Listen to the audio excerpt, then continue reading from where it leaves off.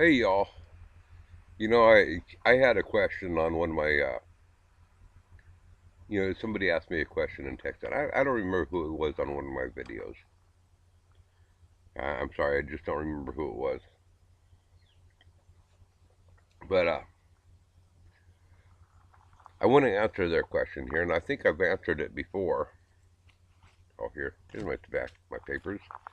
Um, I think I answered it before, and I gave him a simple out. He asked me what I knew about and how I feel about my Harbor Freight sawmill, and would I buy it again? And I told him my simple answer was yes. But let me explain a few things. When you're buying a sawmill, you have to determine what are you going to be cutting with the sawmill. I mean, let's take Happy Homestead Family for instance. They're in I don't know they're in the Midwest somewhere. I don't remember what state they are. And he's got a chainsaw mill, and he's cutting hardwoods, and he's not slabbing stuff down thick, down thin and stuff. He's slabbing stuff into chunks, and a lot of it is not just a straight grain that he's cutting. He needs more power for some of the stuff that he's cutting. So I don't think at a harbor, I don't think the Harbor Freight sawmill in Happy Homestead Family's videos would be the best choice. Do I think that he could come up with a better sawmill for what he's cutting? Oh hell yeah, I think he could. But it's what works best for him for now. Could I come up with for the wood that I'm cutting, whether I'm cutting redwood or Doug fir or cedar or hemlock? I mean, could I come up with a better sawmill? Yeah, I could. But it's what's working for me now for now, and I'm very happy with it. And I know Happy Homestead Family is very happy with it.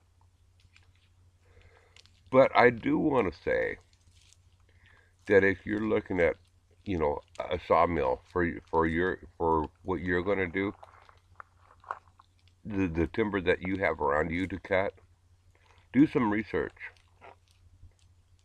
Find out what you need. What size of logs? I mean, my sawmill is designed to only take 20-inch logs, and I'm cutting 27-inch logs. I'm pushing it to the limit. That's what I do with everything. My whole life, I've always worked things harder than what it was supposed to be worked.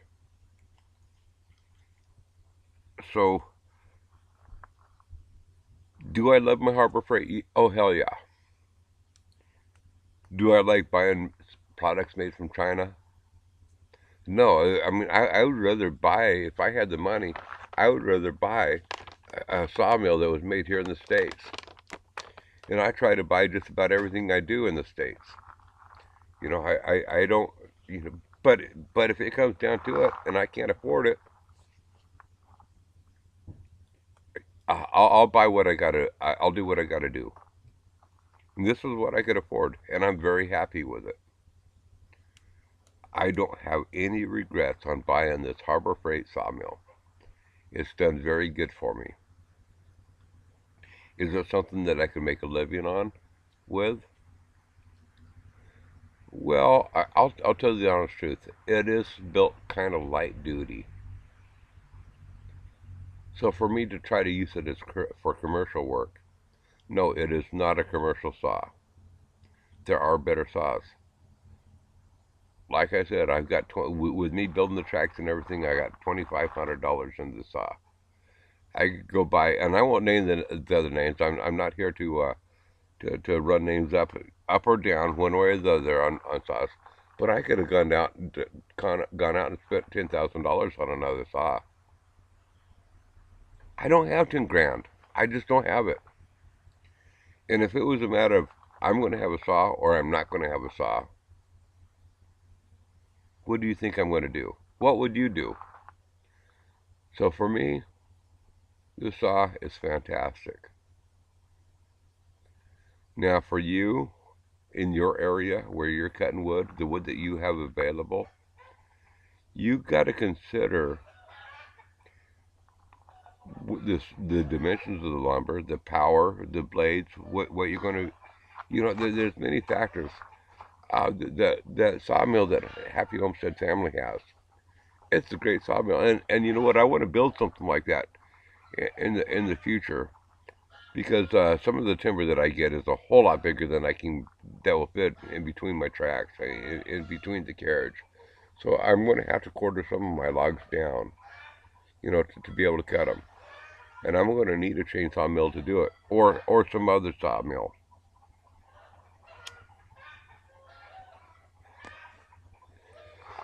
It all depends on the dimension of the lumber that you're cutting, what you plan to do with it, and everything else. So there's a whole lot more. So I can't tell you that this is a sawmill that's going to fit your needs. It, that ain't going to happen. But for me, as a hobbyist sawmiller, somebody that's just playing with it, I'm not making a living with it. I might make a dollar or two from somebody wanting to buy some fencing boards or something. Um, but that would be it. But for me, for the projects that I have around for my own home, I love this sawmill. And it's fantastic for me as a do-it-yourself homeowner that's going to do stuff.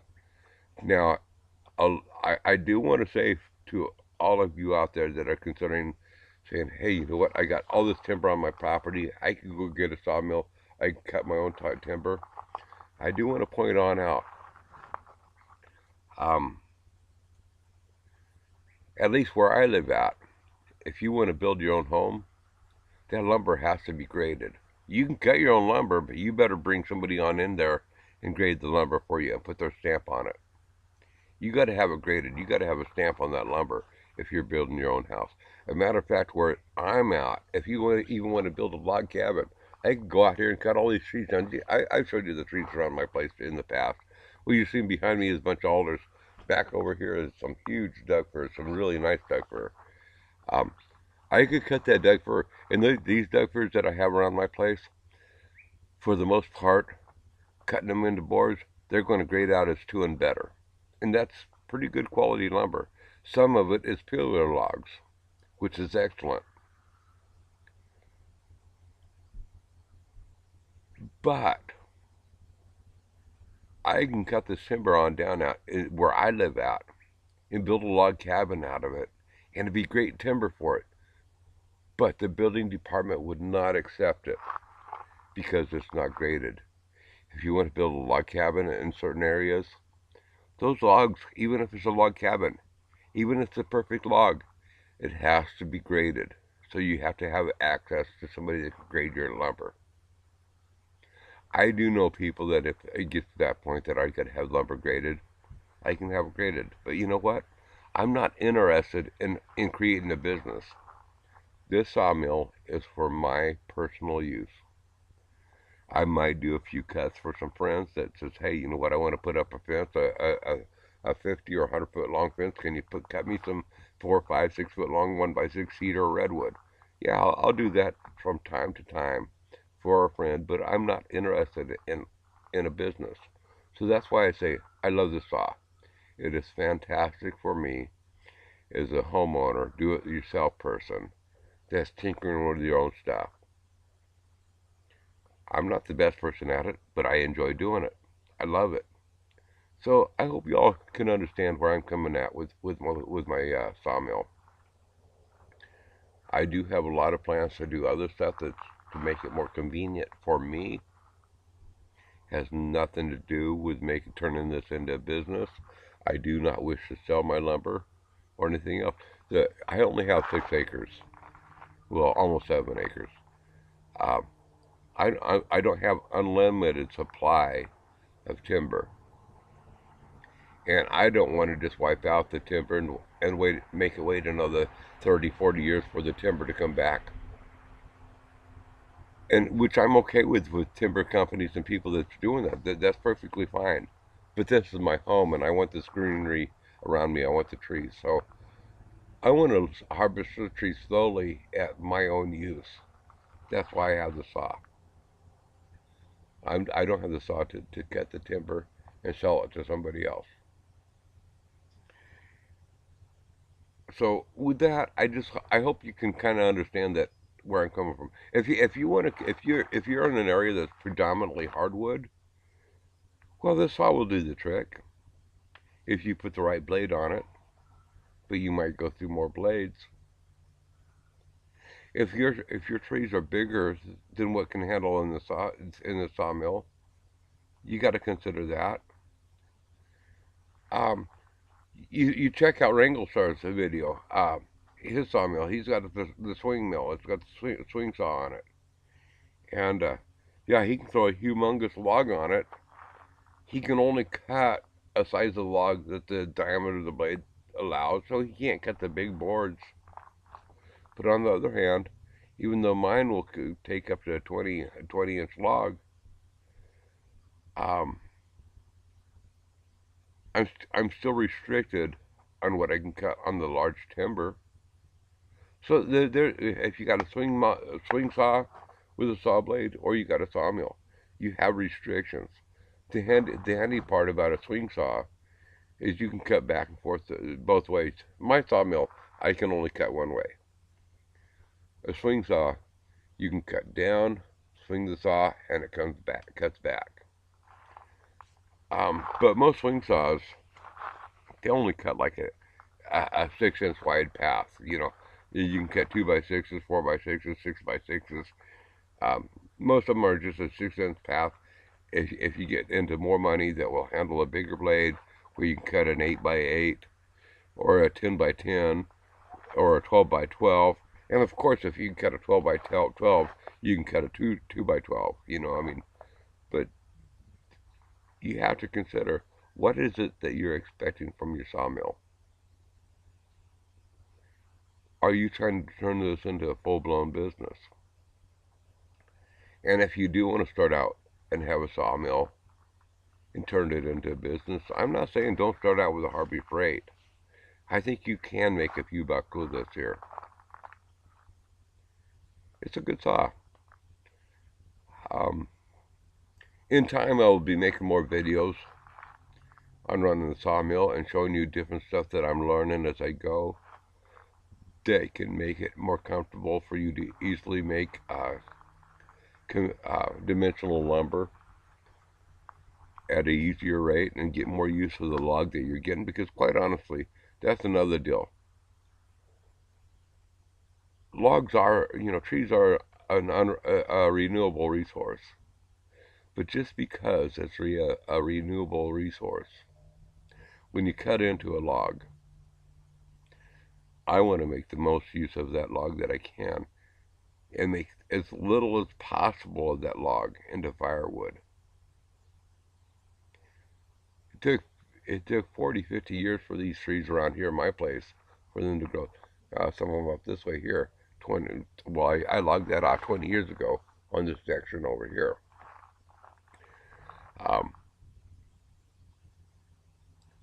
But it takes a while for a tree to grow. So that when I'm cutting firewood, I want it out of the junk wood. The trees that I can use for building and other projects, I want to make the best use out of that wood that I can. I don't want it to go to waste. Kind of like a critter. You go get a deer. I ain't going to go shoot a deer and eat the hindquarters and the back strap and say, hey, the rest is junk meat. I'm going to make the best of that meat. Some of that meat isn't the best of what you want but I tell you what, it still makes good chili beans. It still makes good soup. There's lots of stuff you can do with it. It don't need to go to waste. And that's the way I look at trees.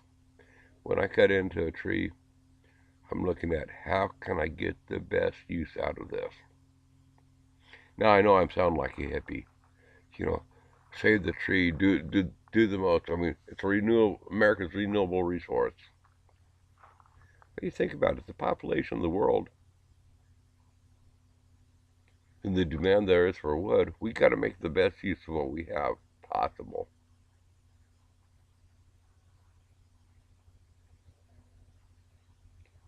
and I intend to make the best use of the wood that I cut up as best as I can.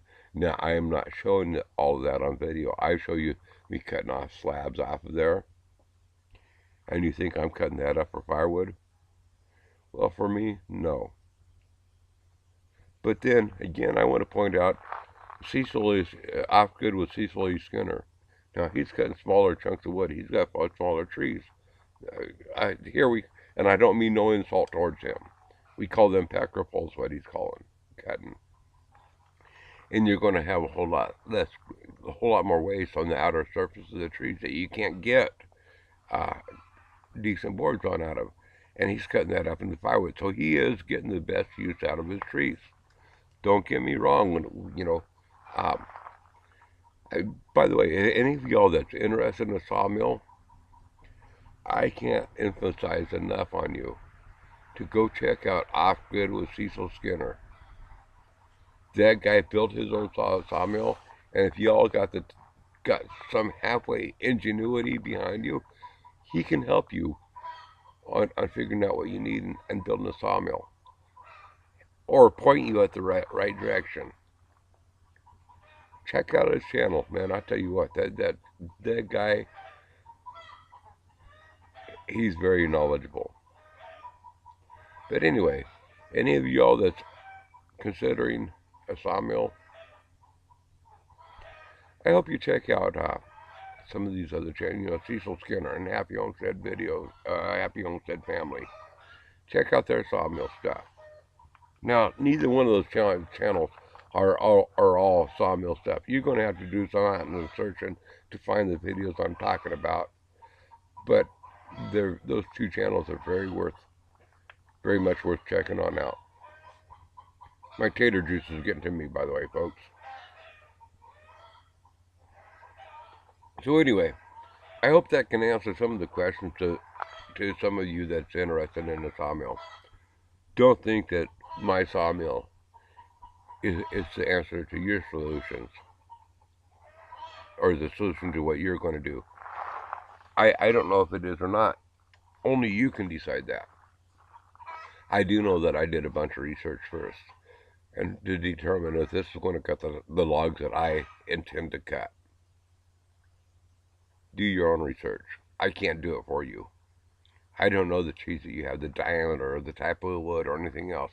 And even if you tell me, oh, I got this tree, this tree, type of tree here, and it's this size, I still can't tell you because I haven't cut that wood that you have growing there. I mean, if you grow Doug fir, I'm just using this as loosely. If you have Doug fir growing on your property, but let's say you're in Michigan, and I don't even know if Doug fir grows in Michigan, but it's a whole different environment. So your Doug fir would be completely different from our Doug fir. I can't answer a lot of questions on what you're going to be cutting. Even if we have the same trees, my environment is different to yours. The growth ring is going to be completely different than yours. So anyway, I hope this can kind of answer some of your questions. And let me just add one more very important thing here, and I think it's very important. If the girls can't find you handy like me, they can at least find you handsome like me. Y'all have a wonderful day. Bye.